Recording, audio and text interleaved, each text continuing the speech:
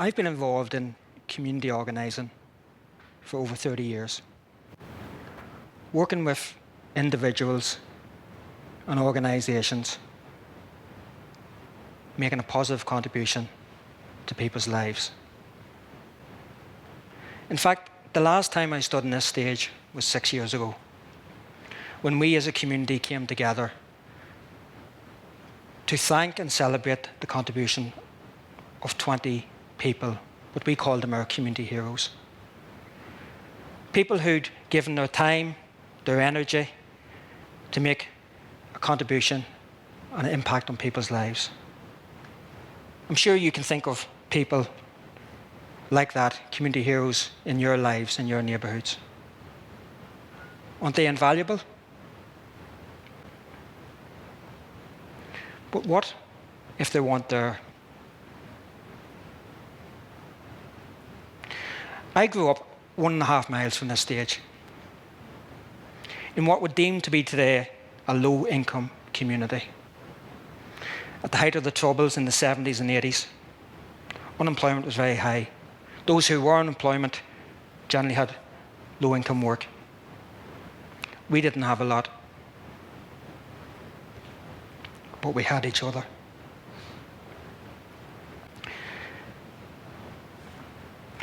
This is my dad. And this is the red phone box outside our house. And in the community in which I lived, that phone box was the link between the outside world and most of the residents. Because most of the people living in the street, and there was over 100 houses in the street, didn't have a phone. You see, the phone box was a place not only where you phoned out, but also where people called in to try and connect with the people living in the street. One day my dad came to me and he said, "Son," he said, "see if that phone rings." And we could hear it from inside our house. He said, "If it rings, I want you to answer it, and I want you to go to whoever they're looking for. Get them, call it their house." He told me that the day before, somebody had been trying to get in touch with one of our neighbours. But some of the boys, being the boys in the street, playing hijinks, used to answer the phone, put on a silly voice, "Hello, Enniskillen Police Station. How can I help you?" Ha ha ha, and put the phone down. So following my dad's request, I became the answerer of the Drumcar Hill phone. The phone would ring, dring, dring, dring, dring, and I'd run, "Hello, Mrs. Cassidy." "Okay." And I'd run down the street, knock the door. "Mrs. Cassidy, it's Avina. She's phoning from Scotland." "Oh, good son, thank you." And over the weeks and months, and possibly even a couple of years, I used to call up and down the street, and I got to know my neighbours, and they got to know me. I actually liked that. I got to know an awful lot about people's lives. 15 years later, the next time I remember one of my parents asking me to do something was my mother. It was a Tuesday. I was 22 years of age, and she said, "Son, what are you doing this evening?" "I'm not sure, Mum. Why?" "Would you come to the Golden Age Club with me?" The Golden Age Club? It was a senior citizens club. My mum was in the committee and helped organise the activities. She said, "We need somebody to count the money." And she says, "You're good with figures." I says, "But Mum, the Golden Age Club?" She didn't ask me to do much. "Okay, Mum." That evening, I watched my mother. With the only evening she went out every week was that Tuesday.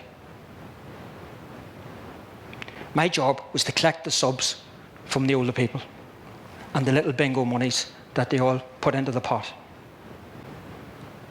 I'll never forget a group of ladies sitting around together. One of them said, "What's your name, son?" "I'm Lauri." "What age are you, son?" 22. "Son, if I was 50 years younger, you wouldn't know it hit you." I enjoyed getting to know. But at the end of the evening, I suddenly had become the treasurer of St. Michael's Golden Age Club. Over the coming weeks and months, I met many of the older people outside of the club, up on the main street on Saturdays at weekends. In fact, I'll never forget being out socialising with some of my friends. And this rather exotic, extremely attractive girl was smiling over at me. Completely way out of my league. She came over to me and she says, "You're Lauri, aren't you?" Yeah. I hear you're a great crack. Yeah? She says, "My nanny was telling me." Shortly afterwards, I was given a slip of paper with a telephone number. She says, "Why don't you give me a call sometime?" My friends that night were nearly all becoming members of the Golden Age Club. You see, volunteering takes many guises.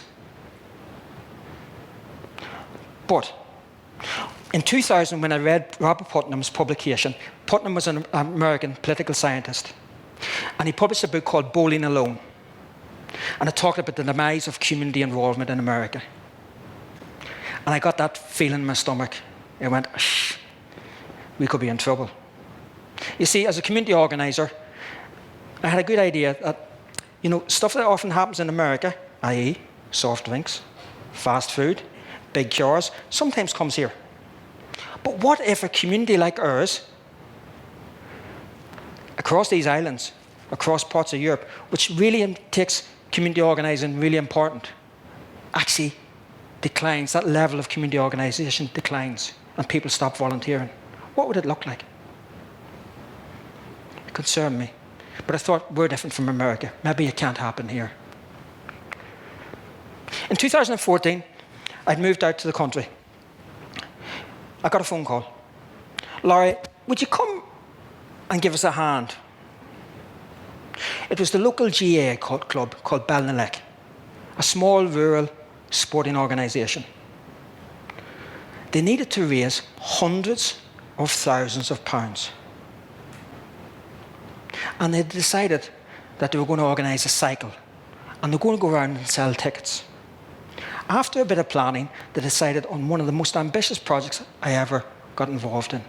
It was to cycle to every GAA club across the island of Ireland.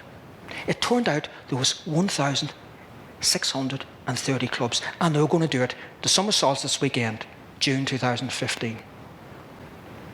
The call went out for volunteers. Some people said, "I'll give it a go. I'll go cycling." Others said, "Not fit for cycling, but what else can I do?" Some people volunteered to support the cyclists, driving behind them.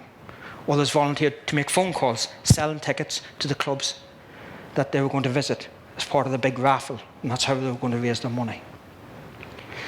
By the end of 7 weeks, over 300 people had volunteered. And that weekend, towards the end of June of 2015, the event happened.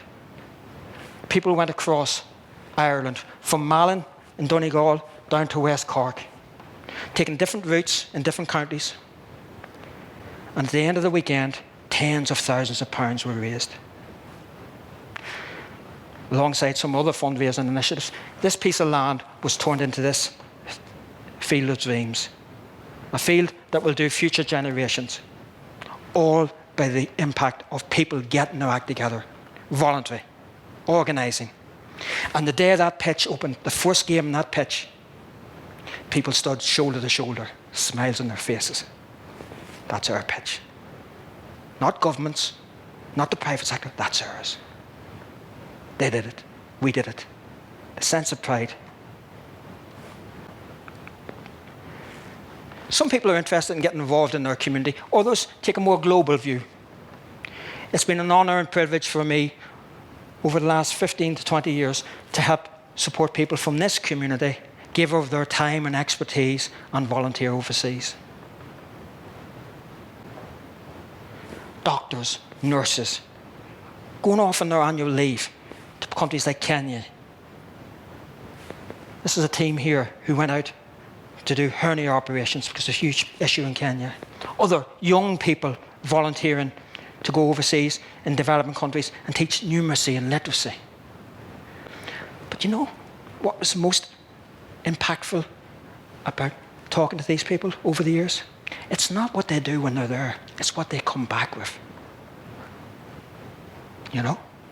Share with their family and friends that global citizenship, that empathy, making us a kinder, caring community.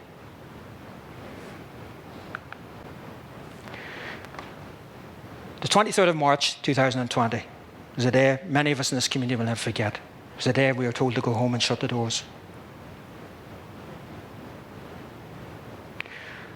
Colleagues of mine, we were worried. We were worried about many of the vulnerable people that we encounter and come across and engage with every day. Many of them lived alone, isolated, and vulnerable. Some of us had families to go back to. Many others didn't. You see, we decided, think back to the phone box now, we decided that we'd set up a telephone befriending service. And many, many people in our community put up their hands and said, can I help? Can I volunteer? And over the course of the weeks and months ahead, people received long, befriending, not short, but befriending calls. Relationships were built up between those who were vulnerable and those who were able to give of their time. On the 1st of April this year, that service still going on, we decided to bring many of the befrienders and those they were befriending together for a celebration event. Tears, laughter, smiles, people seeing each other visibly for the first time. And you know what the real golden nugget?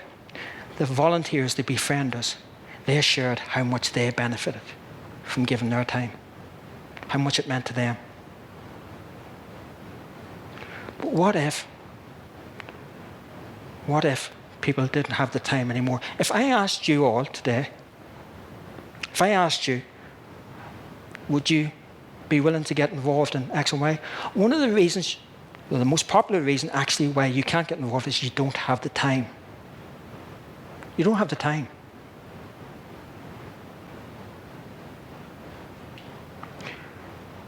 I'm going to ask you to do something tonight, tomorrow, or the next time you pick up your phone. I want you to look at your phone and see how long you spend scrolling your phone each day. Okay? Scrolling your phone each day. The average adult in this part of the world spends 3 hours scrolling their phone each day. Look at your settings, check it out. Some of you might spend an hour, some might spend 5, but the average adult spends 3 hours. That's 21 hours a week. That's 45.5 days a year scrolling your phone. So I'm going to suggest maybe we do have time. Because remember what we have. We as a community rely on our sporting organisations, our cultural organisations. We rely on our senior citizens, our health and social care initiatives. People who give of their time. But what if that goes? What if that disappears? What we'll have is we'll have the private sector and we'll have government. What will our lives look like? Will there be pantomimes on stages like this? So we're going to have to find the time. Because if we don't, we're going to lose what we have. You see, we can have all the best ideas. And from 30 years community organising, we can get the finance. We can build the assets. But they're no good unless we have you. And it's not about giving. It's about the benefits of what you receive, of the befrienders, of the organisers, the cyclists. Those people who help those who are more vulnerable and isolated. So we can find the time. We can make sure that Putnam and his research over 22 years ago in America won't apply here. And hopefully won't apply in other parts of the world. Be the change. Thank you very much.